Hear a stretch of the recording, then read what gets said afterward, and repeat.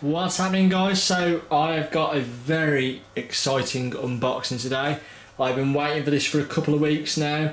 It's like the biggest purchase I've made for quite a while, but it's certainly worth it. As you can tell by the box, and as you can tell if you watch my channel, I am an Apple man, so as you can probably guess, there is going to be a MacBook in here.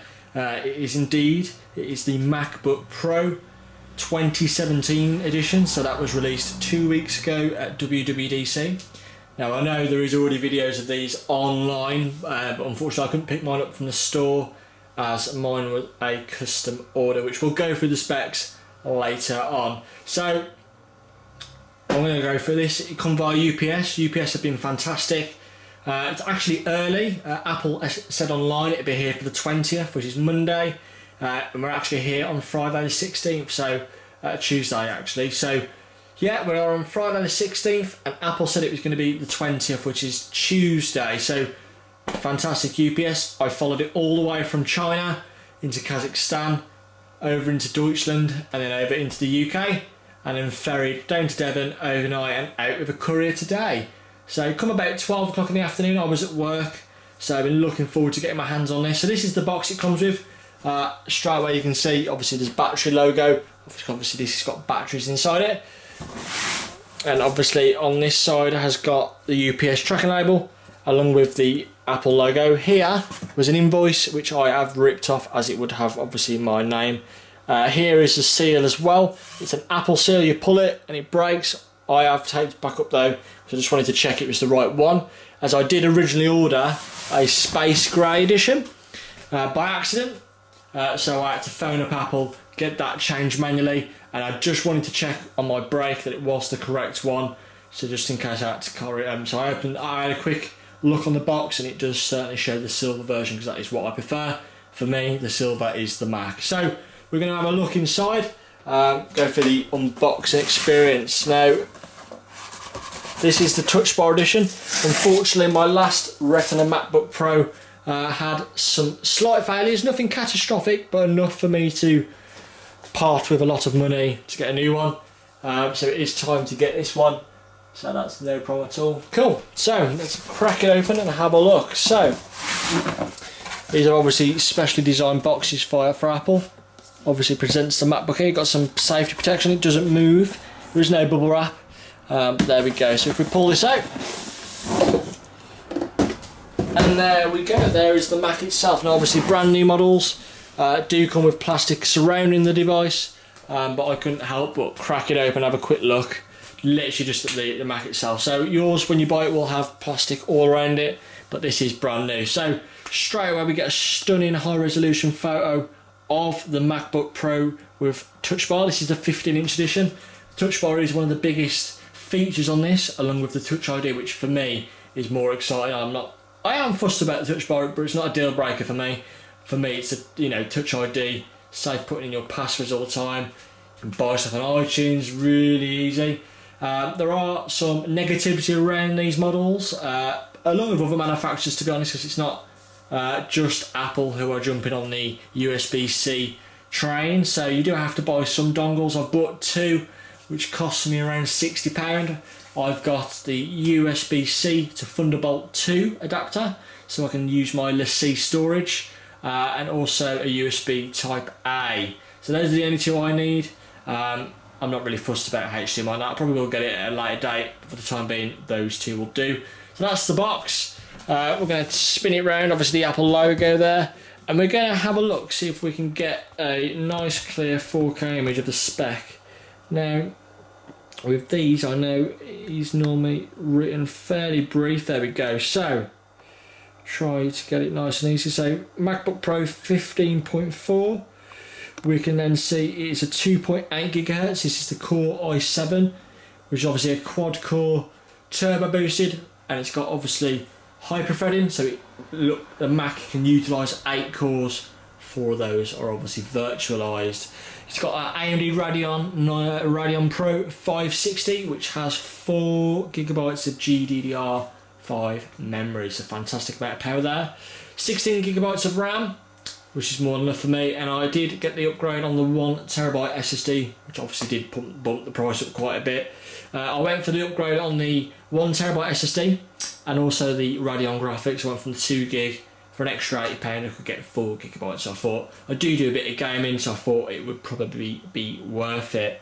And yeah, obviously it's got a great British keyboard on it because I am British.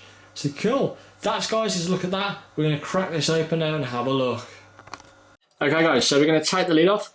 The smell of a new Apple product is always very, very pleasant. But for this, I obviously always keep the boxes in a way, and I do tend to retain their smell, so that's great. So let's open this up, slide it off as normal, and there we go. So we have the Apple product itself. It is a stunning device. If you've ever got a chance, go to the Apple Store and have a look, guys, because it is absolutely stunning. So, obviously underneath here, there is obviously the power brick and the charger and all the documentation and stickers. I am going to pull this out. I'm going to set it all up for you guys. We'll obviously have a look at the other bits and bobs. And then we're going to go through it, have a look at some of my accessories, and yeah, wrap the video up. Okay guys, so with the MacBook Pro to the side a second, we're going to concentrate on the bits below the MacBook Pro. Now I know we all want to get straight into the laptop, but this is also important stuff. So with these new MacBook Pros, you haven't got a built-in cable integrated into the charging block. It does now come separate, and as has happened for the last couple of years, they have gone USB-C. It's a nice length cable. It's about 2 meters approximately, and it's a great cable. Now when you do first get it, it is obviously rolled nice and tight for shipping purposes, so it can be quite stiff, but rest assured, once you've used it for a bit, it does get nice and flexible. And like I said, the great thing is you can plug it into any of the 4 USB-C ports. Then goes into the slightly boring bits, which is your instructions. Now if you're first new to a Mac, do recommend you have a read, but as I've used Mac for quite a number of years, I'm just going to pop them back in. Just gives you a bit of a virtual tour of the machine and showing you where your different things are, such as your webcam, your different ports, and some of the controls on the touch bar. You've then got your warranty information, and obviously it's going to vary country to country, because every country has different warranty lengths. And then the classic Apple stickers. Now mine are white as I have a silver Mac, but obviously if you order the space grey edition, you will get a space grey stickers. And then onto the other bits, which is UK Pacific. Got a 3-pin connector, and with our 85 watt USB-C power brick. Obviously country Pacific, so if you're in the States, it's kind of integrated into the brick, which I am jealous of, but as we have 3 pins here in the UK, it is slightly different, and you can plug in your old extension cord if you do have one, no problem. So guys, we're going to open this up now. I have behind the scenes already set all this up so I can get all my data downloaded and what, because that took quite a long time, and I thought I would do it whilst at work. I will give you a kind of a grand tour, but to be honest, there's not a lot to show you. Each side has 2 USB-Cs, and the right hand side just gains a headphone jack. So the main talking point on this is when you open the lid. So when you open the lid on these MacBook Pros, the Mac starts automatically. As you can see, we do still have that. Now one of the big talking points is this, which is the ginormous trackpad. It does dominate a fair amount of the MacBook Pro's body, but actually it's, once you get used to it, it's quite nice. I've been using it now for a couple of hours and I actually really like it. So each to their own on that one. Now obviously on this one you've got individually lit backlit keys, which is great.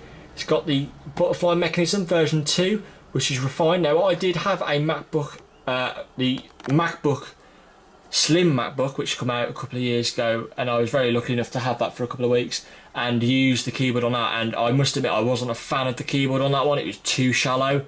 This has been fantastic so far, touch wood, really enjoy it. Now the main talking point, guys, is obviously up here. Now we have obviously an OLED touch bar, and these controls change depending on what you're doing at the time. So I'm currently at the login screen, so there's not a lot going on here, but I can touch that and that will then action on the screen. I can then do the keep, everything is exactly the same, just like if you were you had the last but one MacBook Pro with the physical keys, it does that. But when you change programs, say if you was to go on Internet, Safari, those buttons wouldn't be there. You would get tabs for like your favourites example. So it is fantastic. Now, what we can do with our also integrated is obviously our touch. You got your Touch ID. So that is fantastic. Now, what we're going to do is obviously log in, and then we're going to log out and show you Touch ID. Okay guys, so now we're at the login screen. Instead of putting in passwords all the time, you can just use your fingerprint. So as you can see, it's pointing, it says unlock with Touch ID. And here, it's quite hard to see in video, but there's a little sapphire square, which then you put your finger on, and we are then straight in. So, boom, we're in. You can see you've got Siri. She's here as always. And you can customize this, so I've got a lock button, which locks the device instantly. And I would obviously have to be present then to put in my fingerprint. Speed-wise, it's fantastic. Obviously, the Mac itself, I've just basically pulled off my time machine backup, so it's like nothing's changed. But I can already feel that the benefits speed-wise, the SSD speeds on these are absolutely phenomenal. It's a really nice bit of kit. The screen is beautiful. I believe it's a little bit brighter than the last one, 500 nits, that's perfect for me. As I said, the only downside, which can be a bit annoying, but you soon get used to it, is that having to use USB-C dongles. But guys, unfortunately that is the way it's going to be, and like most things, Apple is kind of just going to lead the way for that one. My setup, I don't normally use Wi-Fi. I have a USB-C to Thunderbolt 2 adapter just sitting to the left hand side here, which then goes to my LaCie hard drive, which has another Thunderbolt port, which I then daisy chain with the gigabit Apple Ethernet adapter. So yeah, that's pretty cool. Now what I'm going to do very quickly is just run a speed test for you on the SSDs itself, because that's pretty cool to see. We're just going to whack over to the Mac here. To test the functionality of the speed of the SSDs themselves, I'm going to use a free program which you can get on the Mac App Store called Blackmagic's Disk Speed Test. A lot of people use this to benchmark and see how things go. And this will give you a breakdown of basically how quick your SSDs can perform. Basically just write to 5 GB or whatever you select. You can go from 1 GB all the way up to 5 GB there. And it's just going to tell you how fast it took to write it and how fast it takes to read it. And then you get a tick box which shows you the kind of formats you can work with, such as the different like 4K media and HD and etc. So we're going to go ahead and we've already got that installed. So you need to basically point it where you want to go. So we're going to obviously point it our own built-in one. So we'll just go for user, then we'll just go for desktop,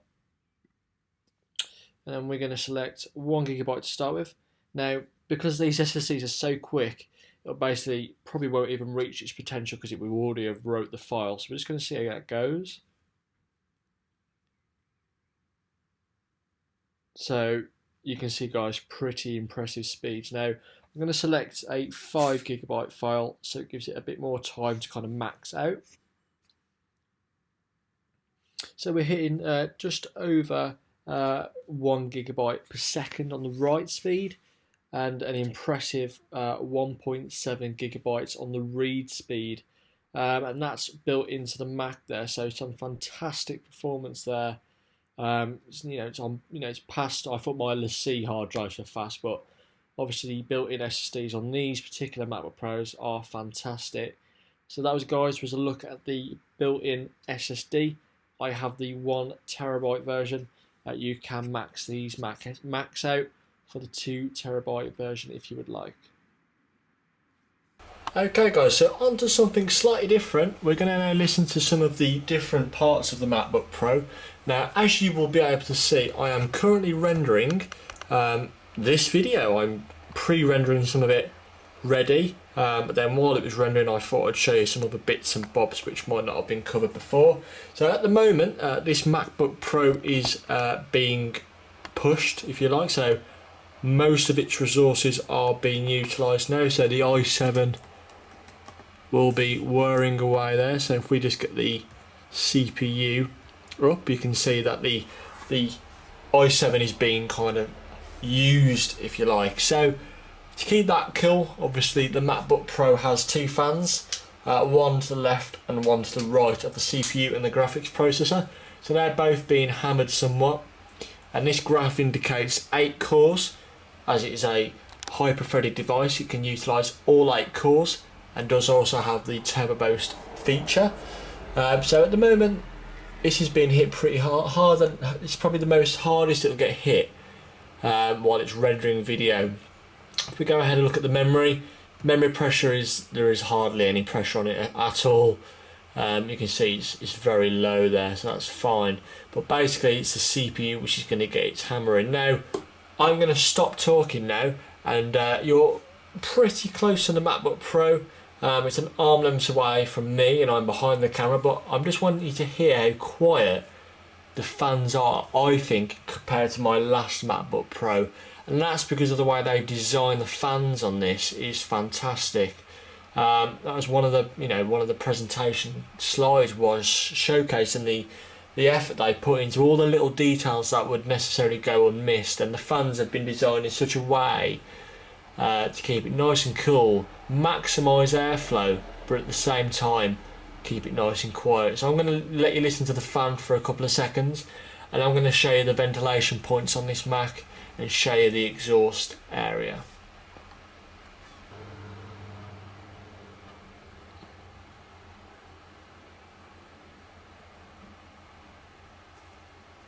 So there you go, guys, it's very quiet. Now the MacBook Pro, just like last year and the MacBook Pros before it, has most laptops on the bottom of the device won't have that much ventilation, but I'm going to put the MacBook on its lid while it's rendering. I'm going to show you where it takes the air in and where it pushes it out.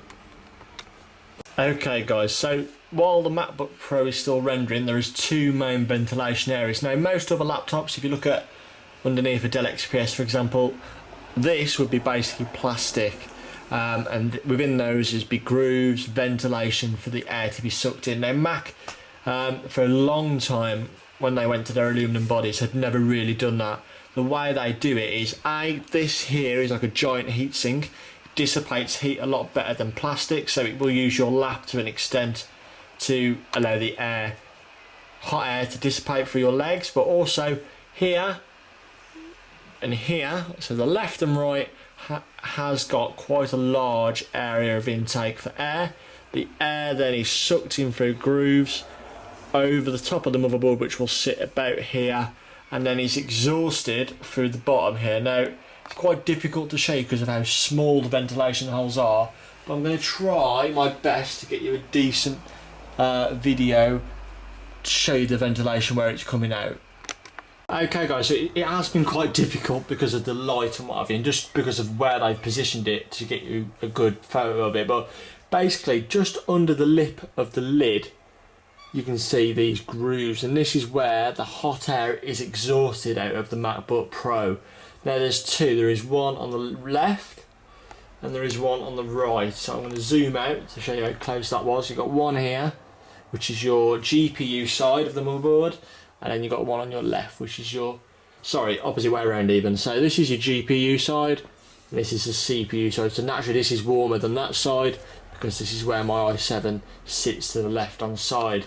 So all that hot air gets pushed out of here. Obviously when the lid is open, obviously that gap does narrow a little bit more, but you can see that is where the heat is dissipated. So obviously don't try this at home guys, it's not a great position to put your Mac, but it's the only way to really show you because they've really hit it really well, but at the same time they've not compromised on heat dissipation. It does do its job very well. You can see the i7 is still going, but you can still hardly hear the fan.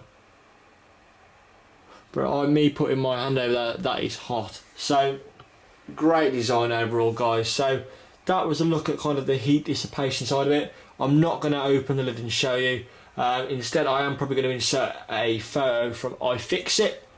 If you've never heard of iFixit guys, check them out, they are fantastic.